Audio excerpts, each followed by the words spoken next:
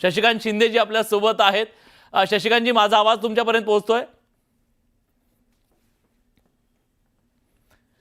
शशिकांतजी, माझा आवाज तुमच्यापर्यंत पोहोचतोय? हा, शिंदे साहेब, माहिती अशी मिळते की जर कदाचित या दोघांची युती झाली तर उद्धव ठाकरे महाविकास आघाडीतून बाहेर सुद्धा पडू शकतात। तुम्हाला मनसेसोबतची युती मान्य आहे का? जर तर त्या गोष्टी आता करणं योग्य नाही। अजून त्यांच्या चर्चा काय होतात, त्यामुळे आम्ही नेते सगळे बसू, त्याच्यावर काय चर्चा करायचं आहे तो आम्ही निर्णय घेऊ। आता लगेच मला तुम्ही इलेव्हन असं झालं तर काय होणार, तसं झालं, अजून काय होतं ते नाही, पण तुम्ही चाचपणी केली असेल ना, गेल्या काही दिवसापासून ही सगळं चालू आहे पक्षीय पातळीवर। मी पक्ष बांधणीमध्ये महत्व दिलेलं आहे। मी युती आघाडी वगैरे हा विषय बाजूला ठेवून मी पक्ष बांधणीसाठी फिरतो आहे।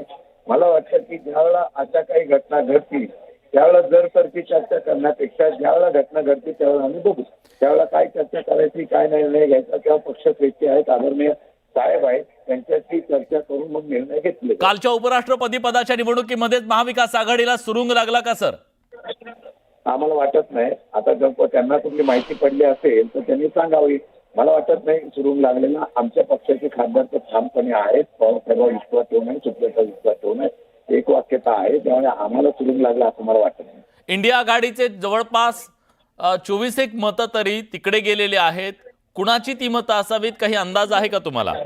माझं एवढंच म्हणणं आहे की लोकशाही जिवंत राहून द्या। आता सगळीकडे जर तुम्ही आता सगळीकडे आता ही प्रेमाने गेली, दबावाखाली गेली, का कशाने गेली, का अजून कशापासून गेली, हे जर असंच राजकारण राहिलं तर लोकशाही जिवंत राहील शंका आहे। आणि त्यामुळे एखादी क्रांती लोकांनीच करावी लागेल, अशा प्रकारचा निर्णय घ्यावा लागेल। तर लोकप्रतिनिधी जर अशा पद्धतीने वागत असतील, जिथून निवडून येतात त्या निवडून असलेल्या विषयाचा बाजूला जर अशा प्रकारचा निर्णय घेत असेल, आता लोकांनी विश्वास कोणावर टाकायचा प्रश्न निर्माण होतो। आणि म्हणून मला वाटतं की कधीतरी या ठिकाणी क्रांती होईल आणि त्या क्रांतीमध्ये कोणालाही कुठं जायला लागणार नाही, अशा प्रकारचा भव्य बहुमत ते विरोधकांना मिळेल आणि तो दिवस लांब राहिला नाही असं मला वाटतं। बरं, पण तुम्हाला काय वाटतं, दोन ठाकरे एकत्र आल्यानंतर महाराष्ट्र, एक राजकीय विश्लेषक म्हणून मला सांगा, राजकीय नेते म्हणून सांगा, तुम्ही पक्ष बाजूला असू द्या, हे दोघं एकत्र आले तर महाराष्ट्राच्या राजकारणावर काय परिणाम संभवतोय तुम्हाला? अजून मला सांगा, ते एकत्र आलेलं जाहीर केलेलं आहे का? दसरा मेळाव्यामध्ये त्याची घोषणा होईल असं कळतंय, आमचे सूत्र आम्हाला सांगतात। ऐका, त्यावेळेला जेव्हा घोषणा होईल त्यावेळेला आपण स्टेटमेंट घ्या ना। अजून कुठलीही स्टेटमेंट नाही, कुठलीही चर्चा नाही, कुठल्याही प्रकारचं दोघांनी त्याचं जाहीर केलेलं नाही, संघटनेने जाहीर केलं नाही त्यांच्या। त्याच्यावर आज कमेंट, आता रोज ते भेटतील, मग रोज भेटण्या म्हणून लगेच लोक त्याच्यावर आपण प्रतिक्रिया देणार। प्रत्येकाला भेटण्याचा लोकशाहीमध्ये अधिकार आहे।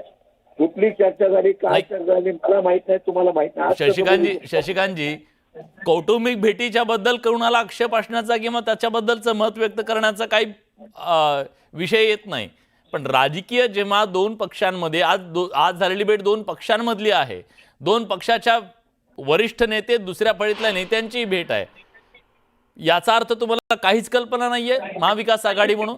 मला कल्पना अजिबात नाही, हे मी तुम्हाला स्पष्ट सांगतो।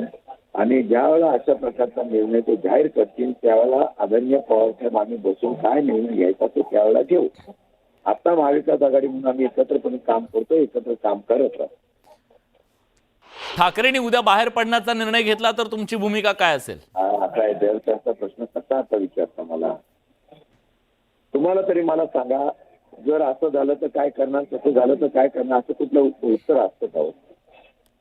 मी माझी भूमिका स्पष्ट सांगितली। आता राजकीय पक्षांची रणनीती तर ठरलेली असते ना, आपण काय करायचं समोरच्याने। आमची रणनीती काय ते आज तुम्हाला तसंच स्पष्ट करू शकतो आम्ही। बरं, म्हणजे तुम्ही पत्ते उघडत नाहीयेत, तुम्ही पत्ते उघडत नाहीयेत?